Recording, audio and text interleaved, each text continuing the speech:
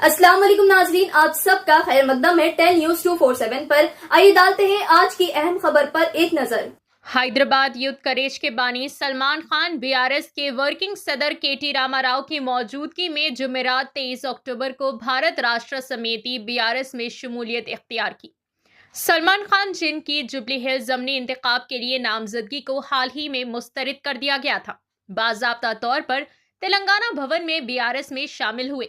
इन्होंने केटी रामाराव और साबिक चीफ मिनिस्टर के चंद्रशेखर राव से इन रिमार्क्स के लिए भी माफी मांगी है, जो इन्होंने पहले बीआरएस के खिलाफ मणिकुंडा में वक्फ अराजी को संभालने से मुताल्लिक किए थे। जुबली हिल्स में मुसलमानों के कब्रिस्तान का मामला नुमाया रहा है और सलमान खान ने इस मामले पर मुहिम चलाई थी।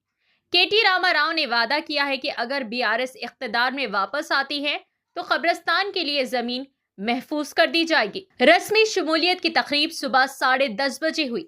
आइए नाज़रीन देखें इसी की तफसीली रिपोर्ट। टेल न्यूज 247 को लाइक करें, शेयर करें और सब्सक्राइब करना ना भूलें। 2 साल से हुकूमत कर रही है, 2 साल से गवर्नमेंट चला रही है तेलंगाना रियासत में, मगर अफसोस की बात है ना तो कोई वहाँ पर कोई मुसलमान एमएलसी है, ना तो कोई वहाँ मुसलमान मिनिस्टर है। वहाँ पर मुसलमानों की लीडरशिप को ख़त्म किया जा रहा है हर दिन। कांग्रेस की एक ऐसी साजिश है कि वहाँ पर मुसलमानों की हर वो आवाज़ को दबाया जा रहा है, क्योंकि मुसलमान कांग्रेस की दुश्मन है। मैं इसीलिए कहा था कि जुबली हिल्स में अगर हम सबको निकालना है तो कांग्रेस का जनाजा निकालना है। मैं इसलिए कहा था क्योंकि कांग्रेस का जनाजा इसलिए निकालना है क्योंकि रेवंत रेड्डी की हुकूमत, आपको जानकर हैरानी होगी कि जब मैं ये अल्फाज बोला कि कांग्रेस का जनाजा निकालना है तो तमाम वो मिनिस्टर्स, कांग्रेस के तमाम वो बड़े बड़े लोग मेरे घर पर आने के लिए तैयार हो गए और बोलने लग गए कि सलमान भाई आपको क्या होना हम देने तैयार है, सलमान भाई आपको क्या, आपको इख्तियार देने के लिए हम तैयार है। मगर मैं क्या बोला कि 21 तारीख से पहले अगर तुम खबरस्तान दे देते तो हम तुम्हारे पास चलकर आ जाते थे। 21 तारीख से पहले तुम खबरस्तान दे देते तो इतनी नौबत नहीं होती कि तुम यहाँ पर मेरे दहलीज पे आओ। मैं तुम्हारी दहलीज पे आने तैयार था, मगर तुमने देरी की और हमारी ताकत को तुमने कमज़ोर समझा। आज मैं एक ऐसी ताकत के साथ हूँ जो सेकुलरिज्म को ज़िंदा रखती है। और जब मैं केटीआर साहब से मेरी मुलाकात हुई, मैं तहे दिल से मैं केटीआर साहब का मैं शुक्रिया अदा करता हूं और उनके लिए मेरे दिल में बहुत जगह बन गई। वो इसीलिए क्योंकि मेरी मुलाकात जब हुई, वो उस मुलाकात में केटीआर साहब के जो अल्फाज थे मैं आपके सामने बयान कर रहा हूं। उन्होंने कहा कि सलमान भाई, मुझे एक चीज़ का डर है, मुझे एक चीज़ का डर ये है कि हिंदुस्तान में जो हालात बनते आ रहे हैं वो हालात खुदा ना खास्ता हमारे तेलंगाना में क्यों होना हो जाए। ऐसे हालात मुझे डर है। वो कौन से हालात है कि जहाँ पर एक ही थाली में खाने को बैठे तो उसमें हिंदू भी हो, उसमें मुसलमान भी हो, उसमें सिख भी हो, उसमें ईसाई भी हो। ऐसा माहौल तेलंगाना का होना चाहिए।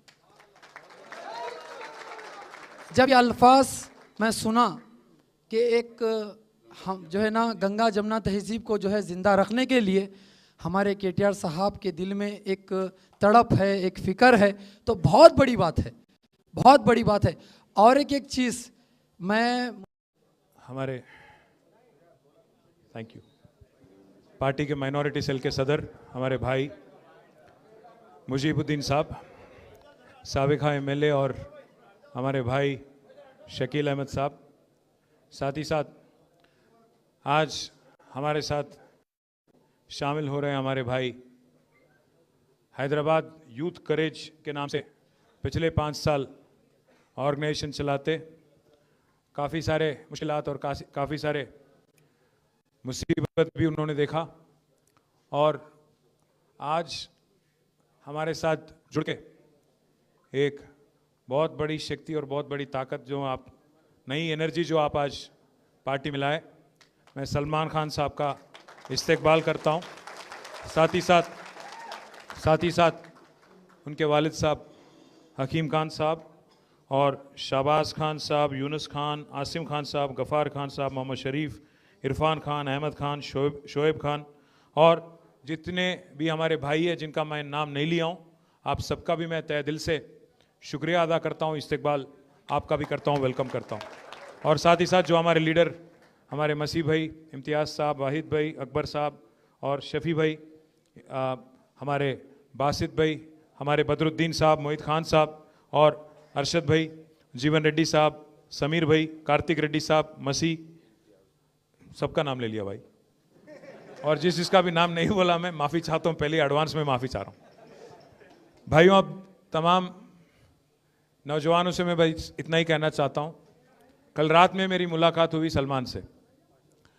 मैं इससे पहले कभी मिला नहीं, पर एक दफ़ा शायद 1 साल पहले इनका एक मैसेज आया था मेरे फ़ोन में कि साहब मेरा नाम सलमान खान है, मैं हैदराबाद यूथ करेज करके एक ऑर्गेनाइजेशन है, इसको मैं चलाता हूँ, 10 एम्बुलेंस मैं डोनेट करने वाला हूँ, उसमें मैं आपको चीफ गेस्ट बुलाना चाह रहा हूँ, बोल के इनका मैसेज था।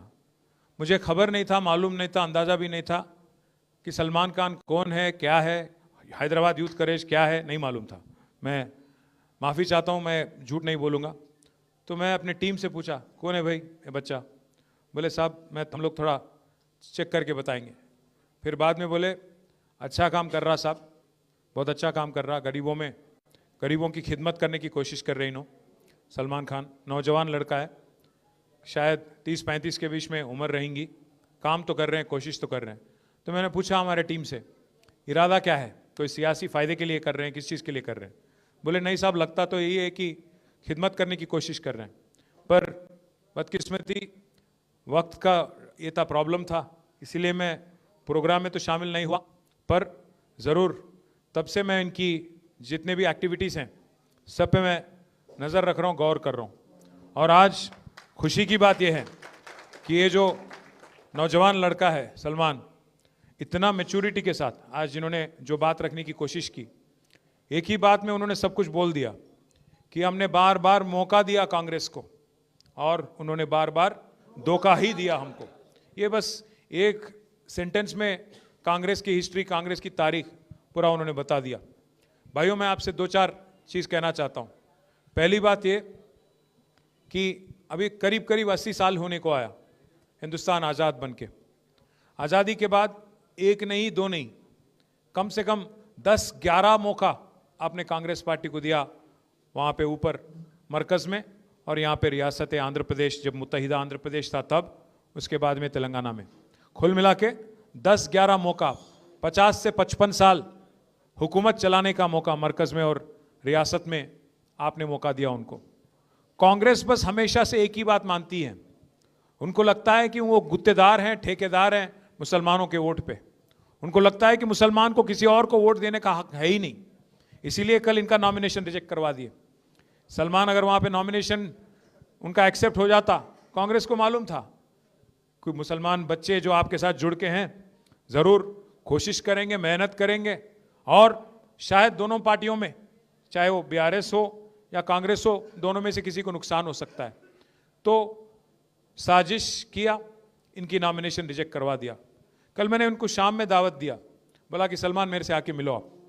चले आए, अपने वालिद साहब के साथ आए, हकीम खान साहब के साथ। हकीम भाई बोले मुझसे कि मुझे 5 मिनट बात करना है आपसे। तो मैं बोला ठीक है। मैंने पूछा उनसे एजेंडा क्या है, कोई सियासी एजेंडा है, क्या चाह रहे हैं आप, क्या बनना चाह रहे हैं सलमान? तो उन्होंने बस एक ही चीज़ कहा, उन्होंने कहा साहब हम कोई पोजीशन के लिए नहीं आए, हम कोई पैसे वैसे लेने वाले नहीं हैं, हम हमारे ज़मीर बेचने वाले नहीं हैं, हम बस एक ही चीज़ आपसे चाहते हैं, एक ही चीज़ चाहते हैं आपसे, इज्जत चाहते हैं, और दूसरी बात हमारे जो ख्वाम है उसका खिदमत और उसके कुछ रिक्वेस्ट हैं वो आपके सामने रखेंगे। बस इन चीज़ों के बारे में आप एक आश्वासन दो, एक हामी दो, उसको लेके हम आगे आएंगे। तो मैंने बार बार इनसे पूछा, दोनों से पूछा, फादर से और सन से, दोनों से पूछा कि साहब बताइए क्या चाहिए उनको। बोले कुछ नहीं चाहिए साहब, कुछ भी नहीं चाहिए। मैंने कहा कुछ अगर मदद करूं, कुछ आप इलेक्शन भी लड़ना, इतना कुछ कर रहे हो आप। बोले नहीं, एक पैसा भी नहीं चाहिए, आपके दिल में जगह चाहिए, बस उतना ही कहा उन्होंने। आपके लिए इज्जत, आपके लिए आपकी एक अल्फाज से कल इज्जत बढ़ गया। हमारे नवीद इकबाल साहब भी यहीं पे हैं। आपके लिए वो एक बात जो आपने कहा हकीम भाई कि हम लोग बहुत पॉवर्टी से उभर के आके हम लोग यहाँ तक, गरीबी से उभर के आके यहाँ तक आए। मेरे 5 बच्चे हैं साहब, मैं हर किसी को मैं आला से आला तालीम दिला के किसी को इंजीनियर बनाया, किसी को टीचर बनाया, किसी को कुछ और बनाया। आज सब बच्चे खुश हैं मेरे, मैं भी खुश हूँ, पर मुझे अपना ज़मीर कभी मैं कॉम्प्रोमाइज़ नहीं होता हूँ इस बात पे, बल्कि साहब भी बोले कल। मैं आपसे बस एक ही रिक्वेस्ट कर रहा हूँ, एक ही वादा कर रहा हूँ आज।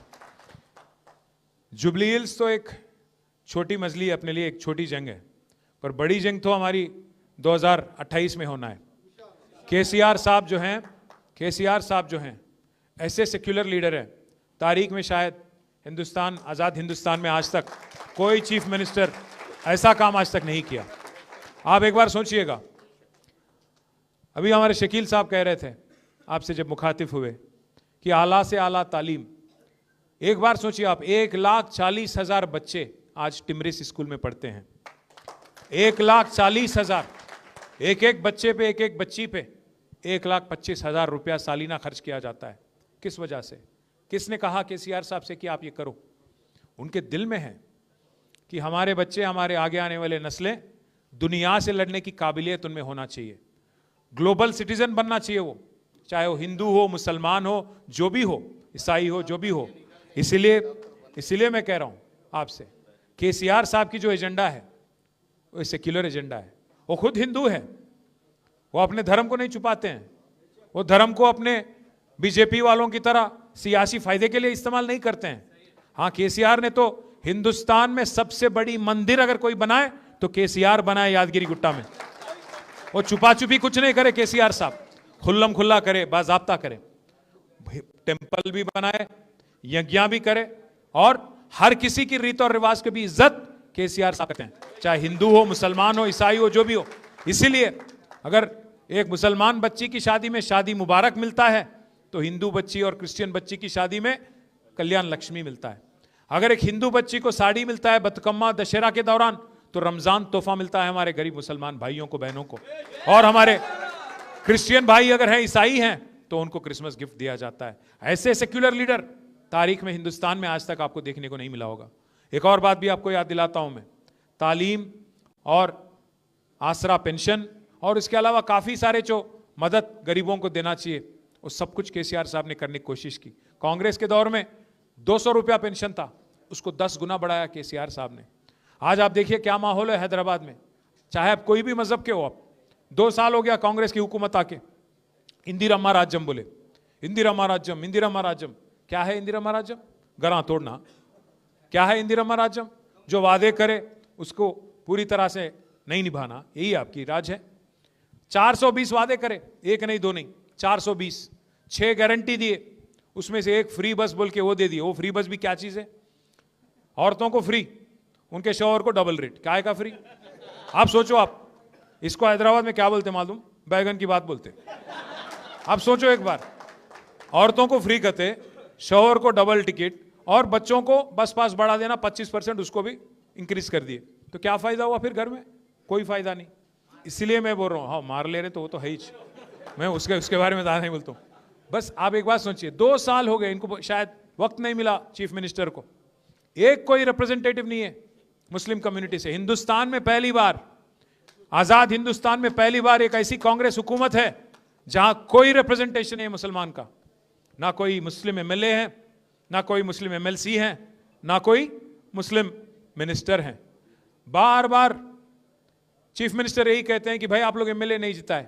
मैं पूछना चाहता हूं चीफ मिनिस्टर साहब से, भाई आप 2 साल में 6 एमएलसी बनाए आप एमएलए के जरिए, एक काबिल आदमी नहीं मिला आपको। आपके लिए जो कुर्बानी करे शब्बीर अली साहब, वो नहीं दिखे आपको, सीट कुर्बानी कर दिया उन्होंने।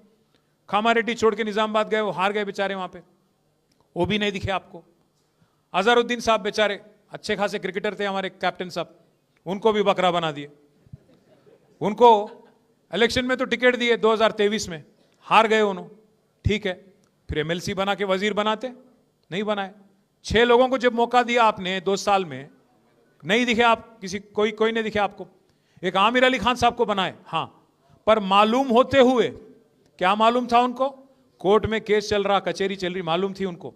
नहीं होना है मालूम था, जानते हुए फरेब झूठ के बुनियाद पे उनको बना के उनकी बेइज्जती करे कांग्रेस वाले।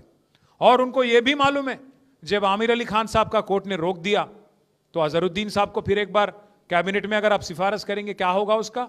कुछ नहीं होगा उसका, लटकते रह जाएंगे उन्होंने बीच में वैसे ही। मालूम है उनको, बलि का बकरा बना दिया उनको फिर एक बार। तो इसीलिए मैं बोल रहा हूं, झूठ और फरेब के बुनियाद पे जो हुकूमत चल रही कांग्रेस की यहां पे, इसको सबक सिखाने का एक शानदार मौका आज जुबली हिल्स में आपके सामने है। भाइयों, आज एक आदमी नहीं, हर कोई परेशान है तेलंगाना में। अब यहां पे हैदराबाद में हमारे जितने बच्चे हैं, नौजवान लीडर है और नौजवान बच्चे जितने भी हैं, काफी लोग रियल एस्टेट में मार्केटिंग करते रहते, काफी लोग रियल एस्टेट में थोड़ा अपना अपना रंगारेड्डी में, हैदराबाद में, इधर इतराफ में, मेडचल में, इसमें डूबे हुए रहते रियल एस्टेट में। आज पूरा रियल एस्टेट तमाम हो गया रेवंत रेड्डी आने के बाद। ना सिर्फ रियल एस्टेट, ऑटो वाला का कारोबार बंद। मैं एक 2-4 महीने पहले मैं आ रहा था यहीं पे पार्टी ऑफिस, तो बीच में सिटी सेंटर के पास वो लाइट आ गया, रेड लाइट, तो वहाँ रुक गया मैं। साइड में एक ऑटो आ गया, वो ऑटो वाला भाई साहब बोले सलाम, मैं बोला सलाम। बोले साहब ज़रा शीशा नीचे करो, मैं बोला शीशे नीचे कर लिया।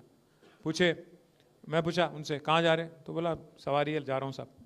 उन्होंने पूछे कि साहब वालिद साहब कैसे? मैं बोला ठीक। मैं बोला आपका क्या नाम? बोले महमूद। तो महमूद भाई क्या हाल? बोले बर्बाद है साहब। और क्या हाल है? बर्बाद है। मैं बोला क्या हुआ? बोले जब से हुकूमत आई सब धंधा बंद साहब। इससे पहले 1000 रुपया कमाता था, 1000-1200 रुपया कमाता था पर दिन, आज 400-500 भी बहुत मुश्किल से मिल रहा साहब। तो मैं बोला क्या करेंगे महमूद भाई? एक गलत वोट की सज़ा 5 साल है ना, क्या करूं? उन्होंने क्या बोले मालूम महमूद भाई मेरे को? साहब कोई तरकीब नहीं है क्या? साहब कोई तरकीब नहीं है क्या? तो मैं आपसे आज कहना चाहता हूं तरकीब है। जुबली हिल्स में मुंह तोड़ जवाब दो, जमानत जब्त करो, कांग्रेस की जमानत जब्त करो, तब जाके एहसास होता है इनको, तब जाके पता चलता है इनको कि अवाम कितनी दुखी है, अवाम कितनी दर्द में है। आज कोई खुश नहीं है। खबरस्तान का मसला भाई ने उठाया, मैं आपसे वादा कर रहा हूं आज, अगर हुकूमत नहीं मानती है सीधा जिद्दोजहद करेंगे, जल्द से जल्द इनसे छीनने की कोशिश करेंगे, हासिल करने की कोशिश करेंगे। अगर हुकूमत नहीं मानती, 2 साल में हमारी हुकूमत वापस आ रही, केसीआर साहब फिर चीफ मिनिस्टर बनने वाले हैं। और मैं वादा कर रहा हूं आपके साथ, पहले ही हफ्ते में जीवो निकालेंगे, आपको आपके हवाले कर देंगे, जो भी जमीन वहां पे है आपके हवाले करेंगे। और साथ साथ बड़े भाई, साथ एक और बात भी कह रहा हूं, अगर वहां सरकारी जमीन नहीं मिलती, अगर प्राइवेट की जमीन भी है, तो 2-4 एकड़ वहीं प्राइवेट की जमीन भी खरीद के आपको देना मेरी जिम्मेवारी है, ये मेरी जिम्मेवारी है। मैं भाइयों से मैं एक और चीज भी कह रहा हूं, हम ये वादा ऐसे ही हवा में नहीं कर रहे हैं। जो बगल में सनत नगर है, वहां पे मैंने ही दिलवाया था, वहां पे 4 एकड़ जमीन हैदराबाद पब्लिक स्कूल की लेके खबरस्तान के लिए हमने ही दिलवाया था, केसीआर हुकूमत ने दिलवाया था। अंबरपेट में हमारे एमएलए साहब यहीं पे थे अभी, वेंकटेश साहब, अंबरपेट में भी 5 एकड़ जमीन वहां पे भी दिलवाया था हमारी हुकूमत ने। साथ ही साथ हमारे महमूद अली साहब जो फॉर्मर डिप्टी चीफ मिनिस्टर भी हैं, साबिका रेवेन्यू मिनिस्टर भी हैं, उनके फर्जन हमारे भाई आजम भी यहाँ बैठे हुए हैं, उनके सदारत में 125 एकड़ जमीन हमने रंगारेड्डी में और मेडचल में हमारे भाइयों के लिए बरेल ग्राउंड खबरस्तान और सिमेट्री के लिए, क्रिश्चियन और मुस्लिम के लिए 125 एकड़ जमीन देने वाली हुकूमत केसीआर हुकूमत है, एक नहीं दो नहीं। तो इसलिए भाइयों, जुबली हिल्स में, हाँ मैं हाकिम भाई को भी कल बोला था, हमारे जहन में आए नहीं, वरना कब का हो जाता, ये भी कोई बड़ी बात नहीं है, कब का हो जाता, हिर्रागड्डे का हो या शेखपेट में जो बगल में आपका वहां पे भी एरिया है, वहां पे भी हो जाता कब का। अब आप इस आदमी को देखिए, रेवंत रेड्डी को एक बार समझने की कोशिश करिए। बोल दिए हड़बड़ी में कि वहां दे दिया आपको जमीन, कहाँ है वो जगह, क्या अलकापुरी कॉलोनी, शेखपेट के इतराफ में, उसके बगल में वहां पे अलकापुरी कॉलोनी बोल के। सुबह बोले हाँ दे दिए भाई, चलो ले लो, 200-500 गज, क्या है वो 2500 गज। सुबह बोले कागज निकाल दिए, दे दिए, ले लो जाओ। फिर आर्मी वाले आ गए दोपहर। ऐसा नहीं है कि रेवंत रेड्डी को नहीं मालूम है, उसको सब कुछ मालूम है। ऐसा नहीं कि रेवंत रेड्डी को नहीं मालूम है, उनको सब कुछ मालूम है। उनको मालूम है कि बीसीस का जो 42% रिजर्वेशन बोल के जीओ निकाले, उनको मालूम है कि कोर्ट उसको रोकने वाला है, फिर भी दिए। वैसे ही उनको मालूम था कि जो कागज दे रहे हैं 2500 गज का जमीन, वो भी नहीं टिकेगा, आर्मी वाले आएंगे रोकेंगे, मालूम था, पर होना बोल के दिए और बेइज्जती भी करवा दिया।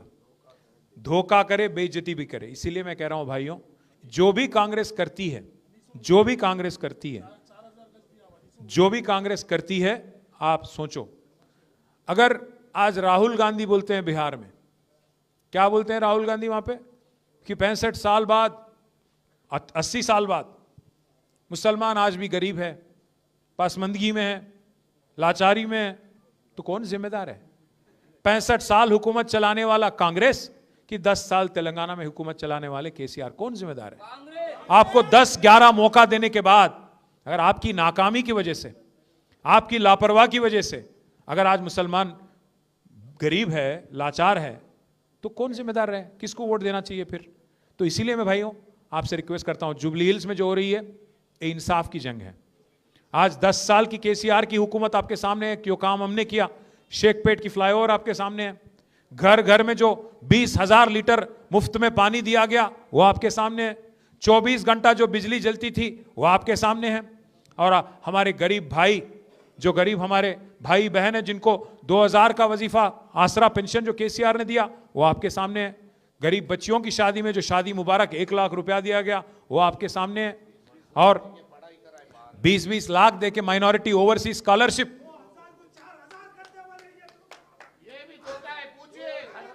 नहीं, मैं उसके बारे में भी बोलने वाला हूं। बड़े भाई 1 मिनट, हमारे भाई बोल रहे हैं, क्या नाम है बड़े भाई? मोहम्मद अब्दुल खादर। नहीं, वो देने वाले भी नहीं है उन्होंने, उनका कोई एजेंडा में भी नहीं है उन्होंने आदमी ऐसा है, 1 तोला सोना भी देता हूं बोला, आज किसी को सोने तक नहीं दे रहा, गरीबों को सोना नींद हराम कर दिया। उन्होंने कहां देगा सोना छोड़ो, उन्होंने रोल्ड गोल्ड तक नहीं देता मैं क्या बोल रहा हूं साहब, उनका एजेंडा बस एक ही था, हथेली में जन्नत दिखाओ, आवाम को गुमराह करो, गद्दी हासिल करो, सत्ता हासिल करो, बस उतना ही था। उसके बाद में आज लूटमार चल रहा। अभी मैं जब आने से पहले यहाँ पे एक प्रेस मीट करके आ रहा हूं, आज मालूम है आपको क्या हो गया? एक ईमानदार ऑफिसर थे हमारे तेलंगाना रियासत में, जिनका नाम है सैयद अली मुर्तजा रिजवी, ईमानदार ऑफिसर, 99 बैच का आईएएस ऑफिसर है, बहुत ईमानदार, हमारे साथ भी काम कर चुके हैं। आज उनको मजबूरन 10 साल उनका सर्विस है, उनको मजबूरन आज वॉलंटरी रिटायरमेंट लेना पड़ा। पता है क्यों? क्योंकि रेवंत रेड्डी साहब को एक ख्वाब आया उनके दामाद को कि एक्साइज का टेंडर मेरे को चाहिए 500 करोड़ का, और मिनिस्टर है जुपल्ली कृष्णा राव, उनके बेटे में एक बेटे को भी वही ख्वाब आया उसी रात को कि मेरे को चाहिए टेंडर। दोनों में लड़ाई हो गई, सीएम के दामाद और वजीर के बेटे के बीच में लड़ाई हो गया, दोनों के बीच में फंस गया कौन बेचारा? रिजवी साहब आईएएस। उनको आज मजबूरन 10 साल उनका सर्विस है, आगे वॉलंटरी रिटायरमेंट लेना पड़ा आज। किस वजह से? क्योंकि दोनों के आपसी में टक्कर हो गया, ना उनका बात सुनना था ना इनका बात सुनना था, ईमान का सुनना था। इसीलिए बोले रिजवी साहब, उनको कैबिनेट सेक्रेटरी बनने का मतलब हिंदुस्तान में सबसे बड़ा पोस्ट होता है आईएएस ऑफिसर के लिए, उस हद तक जाने की उनको एक रास्ता साफ था उनके लिए रिजवी साहब को, पर वो छोड़ दिए, आज इस्तीफा दे दिए। ये हालत है आज तेलंगाना में। जब कोई आईएएस ऑफिसर का खुद का अगर कोई उनको नहीं बचा पा रहा वहां पे सेक्रेटेरिएट में, तो एक गरीब मुसलमान जो हमारे जुबली हिल्स में, जो हमारे रहमत नगर में, बोरेबंडे में, सोमाजीगुड़ा में, जिसको जो वादा किया गया था शेखपेट में, उनका क्या? तो इसीलिए मैं बोल रहा हूं, अगर कमजोर का आवाज मजबूत करना है तो सिर्फ एक गुलाबी झंडे से, केसीआर से होना है, किसी और से नहीं होना है। दूसरी बात भी कह रहा हूं मैं, कल इनको मैंने जो एक बात बोला, हाँ मुझे एक डर है, मुझे दुख है इस बात का, हिंदुस्तान में जब आज माहौल हम देखते हैं, आज हमारी जो मरकज हुकूमत है, मरकज में जो हुकूमत है, वो आज आवाम को क्या सिखा रही है? बस वो यही कर रहे हैं, हर घर जल बोलते हैं, हर घर जल बोलते हैं, हर दिल में जहर भर रहे हैं, हर दिल में जहर भर रहे हैं। हिंदू मुस्लिम, हिंदुस्तान पाकिस्तान, इसके अलावा कुछ करते नहीं है। 11 साल से कुछ करते नहीं, आगे भी कुछ करेंगे नहीं। हाँ मुझे डर है, जो एक हैदराबाद थी जिसमें मेरी परवरिश हुई, जहां मैं बड़ा हुआ, जहां मैं स्कूल गया, वो वाला हालचाल आज नहीं है, वो वाला हालत आज नहीं है। मुझे तब अंदाजा भी नहीं था 35 साल पहले जब मैं स्कूल में था, 40 साल पहले, कि मेरे जो सीट में, मेरे जो बेंच पे मेरे साथ जो बैठा है वो कौन जात का है, क्या नाम है, क्या मजहब है। वो दोस्त था बस। हम लोग जाते थे रमजान उसके घर, वो आता था हमारे घर दशहरा। वो एक अच्छा सा, एक जबरदस्त एक दूसरे का रीत और रिवाज को इज्जत करने का एक था। हम जाके शीर खुरमा खाते थे, वो आके हमारे यहाँ अरशलू खाते थे। वो एक अंदाज था। पर आज क्या हालत है हिंदुस्तान में, एक दूसरे को शक की नजरिए से देखना। आप पहले, आपका जात क्या है, आपका मजहब क्या है, आपका मतलब आज गवर्नमेंट ये बोल रही अपने को कि आपको क्या खाना चाहिए, क्या पीना चाहिए, क्या बोलना चाहिए, क्या पहनना चाहिए। ये हालात को देख के आज अगर आप सेक्युलर फोर्सेस की शक्ति अगर आप नहीं मजबूत करोगे, सेक्युलर ताकतों को अगर आप मजबूत नहीं करोगे, तो और भी मुश्किल दौर जो आज माहौल हिंदुस्तान में है, तेलंगाना में भी हो सकता है। इसीलिए हम सबको एकजुट होना है, जैसा सलमान ने कहा, एकजुट होना है, एकजुट होकर लड़ना है। और ऐसे सेक्युलर लीडर केसीआर, इनको मजबूत करना है। मजबूत करके जो जॉइंट वेंचर गवर्नमेंट जो चल रही है यहाँ पे कांग्रेस और बीजेपी की, इनको किसी भी हाल हराना है। आप शायद हैरान होंगे कि भाई इन्होंने जॉइंट वेंचर गवर्नमेंट कहीं को बोल रहे हैं। जॉइंट वेंचर गवर्नमेंट इस वास्ते बोल रहा हूं भाई, एक मिनट गौर करो आप। एक साल पहले, करीब नहीं, एक साल हो भी गया, 27 सितंबर 2024, एक साल पहले यहां के जो रेवेन्यू मिनिस्टर है उनके घर पे ईडी का रेड हुआ। जब रेड हुआ, पूरे मीडिया दिखा रही थी कि नोट गिनने वाले 2-2 मशीन उसमें रेड में अंदर गए। बाहर क्या आया एक साल बाद? ना कोई एक प्रेस नोट, ना कोई केस। क्या बरामद हुआ किसी को नहीं मालूम, भगवान को भी नहीं मालूम। एक साल हो गया, एक कांग्रेस के मिनिस्टर पे रेड होता, पर आज तक कोई केस नहीं होता। क्यों? आपसी में अच्छा जॉइंट वेंचर गवर्नमेंट चला रहे दोनों। दूसरी बात, अमित शाह जी पे एक केस बनी थी इलेक्शन के दौरान। केसीआर साहब की हुकूमत थी, केस बनाए हम लोग, क्योंकि वो कुछ बोले, इलेक्शन कोड वायलेट करे, केस बनाए। पता है कौन वापस लिया केस? रेवंत रेड्डी साहब। और तीसरी बात, वक्फ अमेंडमेंट बिल बीजेपी लाई, हम उसका मुखालिफत करें, 4 वोट है हमारे राज्यसभा में, उसके खिलाफ वोट भी करे, फिर भी बिल पास हो गया, क्योंकि बीजेपी के पास ताकत है, नंबर है, पास हो गया बिल। आपको पता है 28 रियासतों में पहली ऐसी कौन सी रियासत थी जो वक्फ बिल को अमल करने के लिए तैयार हो गई? कोई बीजेपी गवर्नमेंट नहीं हिंदुस्तान में। पहला गवर्नमेंट हिंदुस्तान में, पहला रियासत जो तैयार हो गया वक्फ बिल को अमल करने में, वो था रेवंत रेड्डी की हुकूमत।